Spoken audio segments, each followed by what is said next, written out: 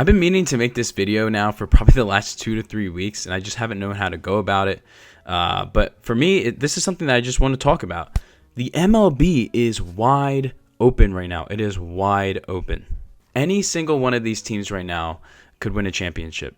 Now, when I say that, do I actually really mean that? No, not really. But at the same time, we all know how baseball goes. It doesn't matter what you do through the season. As long as you get in the playoffs and you get hot at the end of September and you're playing that ball and you continue to bring that momentum into October, that's really when you see the real players. And right now, I mean, it's just so open. When you look at the AL, I would say the favorites have got to be Detroit and Houston. They're by far the two most consistent teams, I would say, in the AL. Definitely Detroit, though, is on their own tier. There's a tier slightly under them that is Houston, in my opinion. And then when you look at the rest of the AL, it's pretty much just the AL East. I mean, you have the Blue Jays, who have now reclaimed that division because the Yankees took their foot off the gas.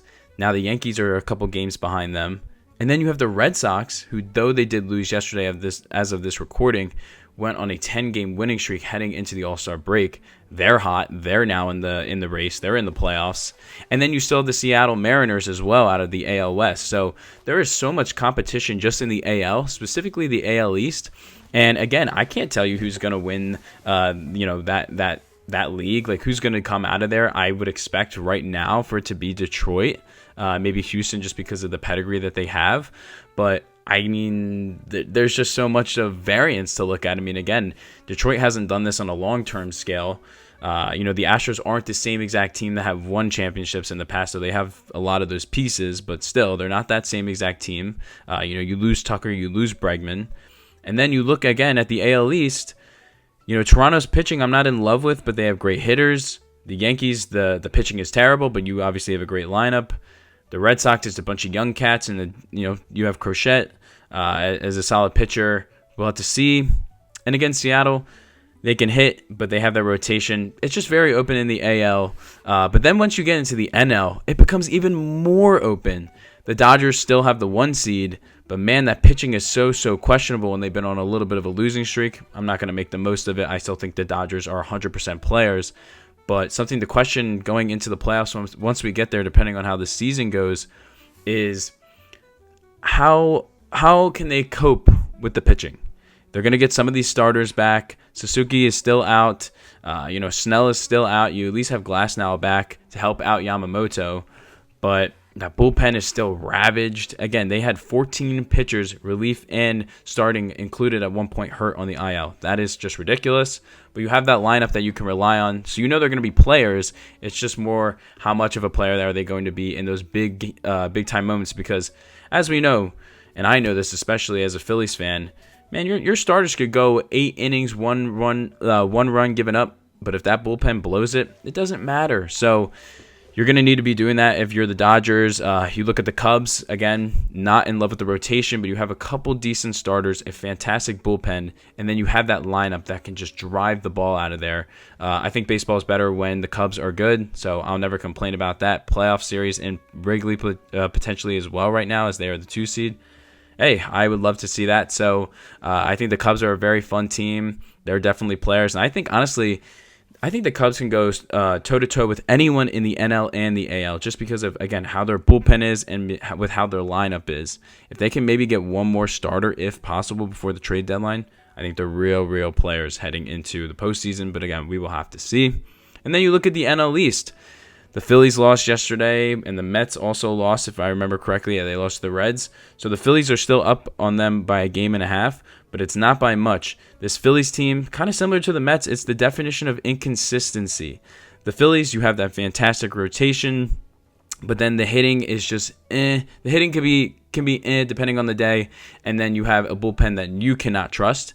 Similar to the Mets, they started off really hot. A couple pitcher injuries, that starts to hurt the bullpen. You pretty much can't really rely on anyone in that bullpen except for Diaz. You have some very talented guys on the top of that lineup for the Mets. But again, I'm not in love with the bottom of the lineup for them. And this division's so open right now. It's really going to be dependent on, if the Phillies or the Mets go on maybe 1 or 2 weeks of really, really good stretches of baseball. That might be the deciding factor on who wins this division, just because of how tight it is right now. And again, because of how inconsistent these teams are. These teams are so inconsistent. Both of them, either they win a couple games, they lose a couple games. They've both been on bad losing stretches. They've both been on really good winning stretches. It just depends. So the NL East is something that we have to keep an eye out on. And then some other players after that are you got the Padres, who also have a great bullpen. Again, I feel like I'm saying the same thing, but it's just applying to a lot of teams. A very solid lineup, maybe the first 5 to 6 bats, and then I'm not a big fan of the bottom of the lineup for the Padres, nor am I a big fan of that rotation, to be honest. But again, they have a good bullpen, and you have a couple good batters, and that can really do enough to at least maybe make you win one series. So that's something to consider as well. And when we look at the rest of the NL, just want to make sure I'm not missing anybody. Let me see.